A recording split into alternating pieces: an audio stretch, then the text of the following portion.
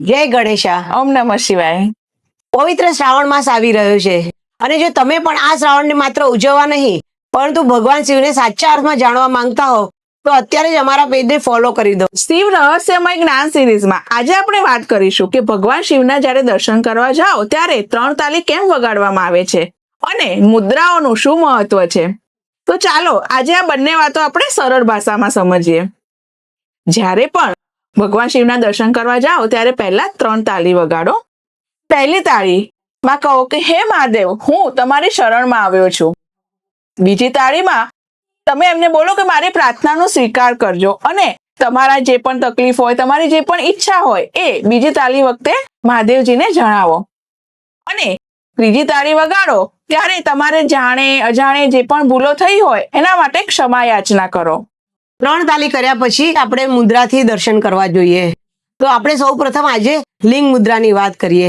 તો 2 હાથને આવી રીતે જોઈન કરો અને આવી રીતે 2 અંગૂઠા જોડે આવી જાય અને એક અંગૂઠાને આવી રીતે આડો કરી અને આને લિંગ બનાવો। આ લિંગ મુદ્રા છે।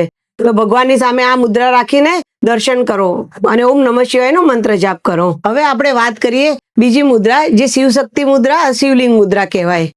તો એ બનાવવા માટે તમારો હાથ આવી રીતે કરો અને આ ટચલી આંગળી અને રિંગ ફિંગરને વચ્ચે લાવી અને આ આંગળીઓ જોઈન્ટ કરો અને અંગૂઠા આવી રીતે જોઈન્ટ કરો।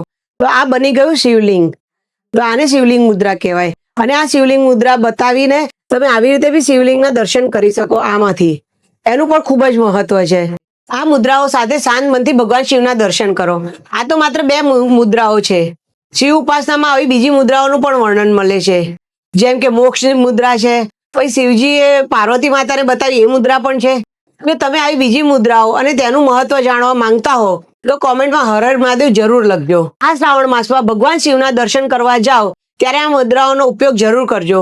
અને જો તમને આ જ્ઞાન ગમ્યું હોય તો આ રીલ દરેક શિવ ભક્ત સુધી જરૂર પહોંચાડજો। હર હર મહાદેવ।